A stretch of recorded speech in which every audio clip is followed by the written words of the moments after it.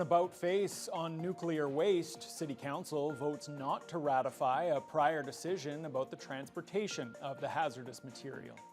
Good evening and thank you for joining us. Thunder Bay City Council has changed its stance and decided against urging the Nuclear Waste Management Organization to store used nuclear fuel as close as possible to where it's generated. That happened after a deputation from the NWMO at last night's council meeting. Vasilios Bellos was at City Hall, and Vasilios, what did the discussion sound like? Riley, well, safety concerns were raised by some council members regarding the transportation of waste in the region. It was recognized that no amount of advocacy from the city would force the NWMO to change its plans. Ignace has, of course, named itself a willing host for the underground repository, with a decision expected sometime next year. Another demonstration out front of City Hall, opposing nuclear waste storage and transportation in the region. That came before a council debate about ratifying a call for nuclear waste to be stored as close as possible to its point of generation.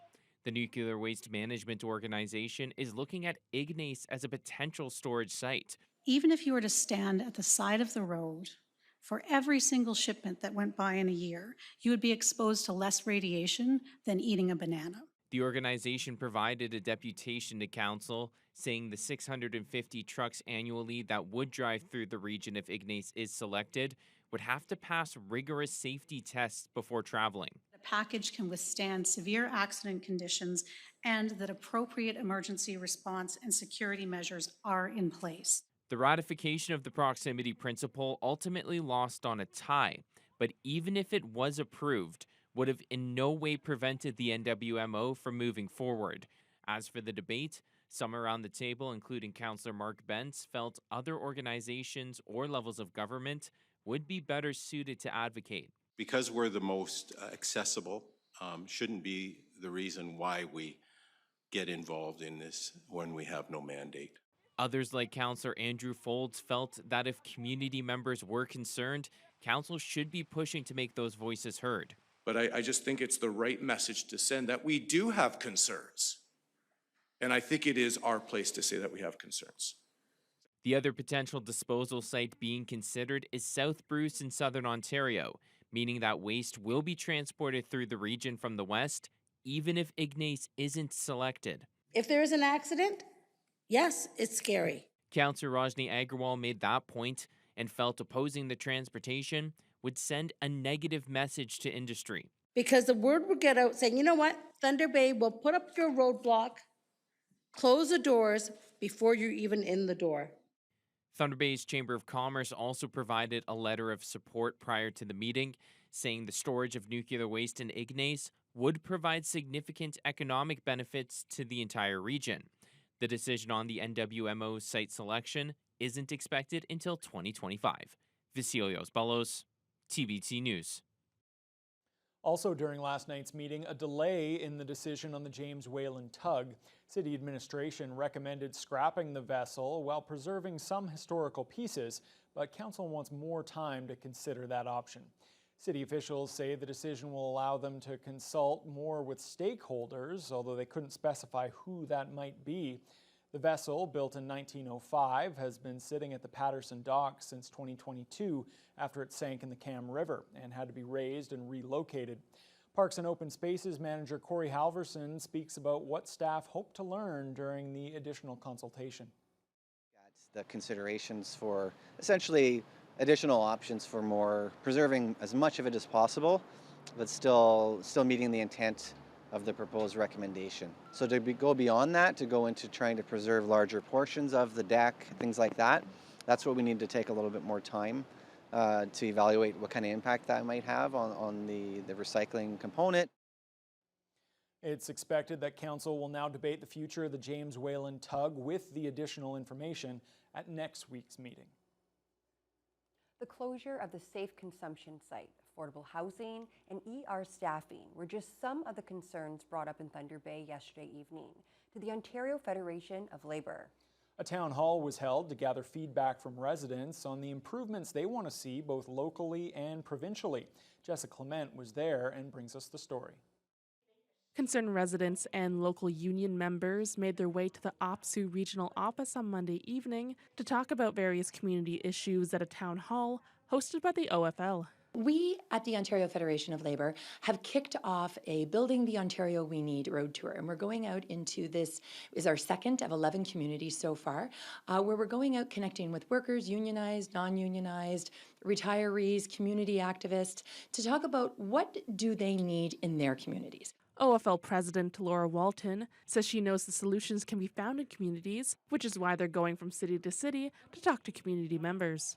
The over 30 attendees brought up various concerns, including ER closures in the region, a lack of affordable housing, and a shortage of accessible childcare. Nurse practitioner Tanis Fletcher Stackhouse was one of the speakers. She represented the staff and clients of Path 525, the safe consumption site at Norwest Community Health Centre. She brought up her fears with the province closing that site in March and hopes the Ford government could reevaluate the decision and look at what's best for the clients. We've seen treatment access always being a limitation, so this closure will further limit that access. They're going to have limited primary health care needs. We've treated people from everything from hepatitis to HIV in these services, as well as we've diverted hundreds of emergency room visits a year because of the safe consumption sites. After identifying issues, meeting members also determined various actions they want to take within their community to help address their concerns. Walton says the feedback gathered is timely, as elections could be on the horizon. All of this is going to be leading up because we do know that there's most likely going to be an early provincial election. We do know that there's going to be a federal election. And it's about how, as the people in Ontario, how can we move away from 140 characters on social media and get back to what made our community stronger, which was working with your neighbors to make sure that each other had what they needed in order to be able to comfortably live. The OFL is visiting 9 more communities over the next 4 weeks, including Sault Ste. Marie and Sudbury. Jessica Clement, TBT News. There are calls from frontline education workers in this province for action on school violence. A news conference was held at Queen's Park today where those workers said they need help. CTV's Siobhan Morris brings us more. That's not happening. It's a problem Monica Mello-Manson has seen get scarier over the last 8 years. I have been kicked, punched, spit on, pushed into objects, had objects such as pieces of furniture thrown at me, bit, and in recent years, I've even been lifted off the ground by my neck. The kind of violence educators are experiencing more often at school, something they're begging the government to address. Last year, 77% of public elementary teachers reported experiencing or witnessing violence. Mello-Manson used to be one of a team of 9. It's down to 2 people in the same type of class, and we're finding that across the board, where child and youth workers who used to be full-time at one school are now split between 2 schools. It means specialized staff get less one-on-one time with students. They would know the triggers. They would see the student becoming agitated. They would be able to intervene to get the child out of that situation, to take a body break, to calm them down. The opposition says community problems are finding their way into schools. For example, Monday, a teenage boy was grazed by a bullet outside Agincourt Collegiate. There is absolutely zero programming for those young people, recreational programs after school, employment programs, and so they are getting sucked because of that into situations where there's more likely to be violence. Children with autism are also coming to class without having had any helpful therapy because of changes to the Ontario Autism Program. This group wants a centralized way to report incidents of violence, more training, and more qualified staff. It's building a system where those qualified professionals want to work in the system, can actually afford to work in the system because their health, their well-being is not being injured. The Minister of Education stresses the government has dramatically increased supports for mental health and student safety, and that funding will continue to grow. The opposition underlines that growth isn't keeping up with inflation. Siobhan Morris, CTV News.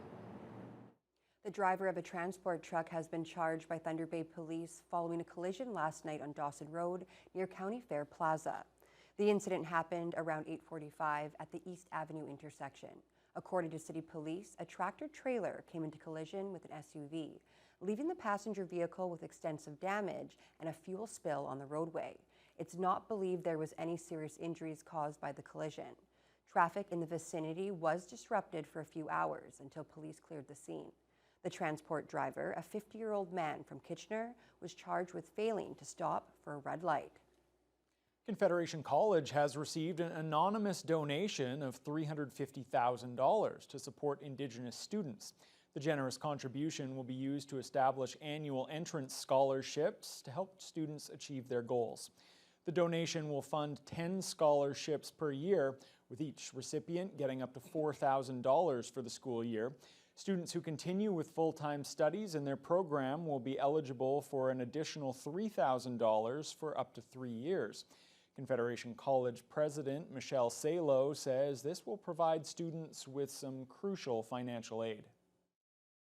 So each year there'll be a number of students who will qualify for that, $4,000 initial amount and then $3,000 subsequently. We have some very strong supporters throughout all of our communities who support the college through a number of ways, which is the endowment that they've now offered for our Indigenous students. So it was anonymous. We weren't expecting it and very, very happy that we got it. The Halloween season is fast approaching, and with it comes a popular local event. Haunted Harbor tours on the Alexander Henry Museum ship feature fun activities for all age groups. Come out if you dare. If you want to be spooked, if you want to be scared, this is the place. Haunted Harbor is put on by the Transportation Museum of Thunder Bay, along with Our Kids Count, to raise money for the two organizations. The tours begin on September 27th and run through mid-October. Attendees can choose how spooky they'd like their visit to be. The tours that start at 6:30 are relatively relaxed compared to the full experience, which gets underway at 8 p.m. September 28th and October 12th are reserved family days, which offer spooky crafts, games, and face painting, as well as singing and dancing with all the day's production crew. Overall, the team expects a great event. We know something is happening. Maybe some people have gone missing, maybe not. But we do know this. Last year was successful, so was first year, but we're going back to our roots a little bit, and we're going to focus more on the spook scare, not so much of a story arc, but really just making people jump and want to get off the ship as fast as possible. Our goal is to set up an immersive activity area so that they can engage in arts and crafts, painting. There'll be carnival games, much as Witches would set up, with frog tosses and witches brews and all other such novelty items. A few little spooky things along the way. Face painting is always a popular event, and we're actually going to host a karaoke and dance party. Tickets went on sale this afternoon, and the link can be found on the Our Kids Count Facebook page and website, which I actually went to right away. I watched the countdown go because I've missed out last year. They go quickly. They go very quickly. They sell it fast, so get your tickets. And I know we're thinking about Halloween and the spooky season, but Haley, turning to weather, it definitely doesn't feel like that out there. No, not at all. The only thing spooky is how alarmingly warm it is, which is my kind of spooky, if you ask me. A very comfortable warm at least. 23 was our high today, which we hit at around 3 o'clock this afternoon. It did feel hotter than that with a humidex of 27, so not very seasonal. We're looking at around 18 degrees as our high normally, but not today, that's for sure. We had a range of cloud coverage from partly cloudy to mostly cloudy and back and forth once again. But breezes, very calm, mainly from the east and the south, but nothing too gusty. And our low was at 8 a.m. and it was 8 degrees. So we've gone a long way since then, and so has a lot of places in the region. We saw very hot temperatures, especially to the west, but almost every area in the region expected a humidex around 29 to 31 today. So it ranged a little bit, but areas like Red Lake and Kenora, they're at 24 right now, but they had highs of 25 and their humidex made it feel like 31. 31 was the humidex at one point in Pickle Lake and Sioux Lookout as well, but they experienced a high of 27. Areas like Fort Frances and Dryden were sunny for most of the day, where areas to the northwest like Red Lake had moments of cloud coverage a little bit heavier than elsewhere. But Atikokan is really where I'm focusing my attention today because I had to clean my glasses and look again. Their high today was 29. That's before the humidex. So with the humidex, it felt like 31, but that's a full 11 degrees hotter than normal. So pretty crazy, especially when you think we're approaching the middle of September. 29 is not what I'm thinking of, but at Atikokan, I hope you enjoyed that today. Well, you can anyways. And then Armstrong and Greenstone, very similar day for both of them.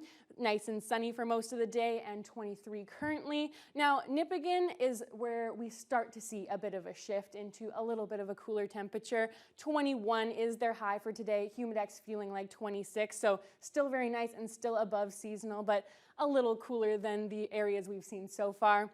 Now, Marathon and Wawa, they had a little bit more cloud coverage and less influence of southern winds. And so they are at 18 right now. And Sault Ste. Marie has a little bit more cloud coverage at this hour, but they saw a mix of sun and cloud, and they're at a very comfortable 22. Now, for tonight, comfortable is the theme. We're going to have a low of 12, which is very nice. Seasonally, we're looking at lows of 6. So this is double that, so that's quite nice. And partly cloudy skies. There was a slight chance of perhaps some showers, but that's lessening as we go throughout the evening and into overnight hours. But there are a few places in the region that may see a little drizzle, and I'll also let you know about how this heat's planning to continue. Okay, perfect. I like that. I'm still trying to get into the fall. So this is a good ease in, Yeah. for sure. It, yeah. Yeah, absolutely. Well, when we come back, former Bank of Canada Governor Mark Carney speaks to the media at the Liberal retreat. And this is after taking on his new role. And he's heading in as the head of an economic task force. We'll have more on that as your Tuesday News Hour continues. This is where I can help right now in order to move our country forward.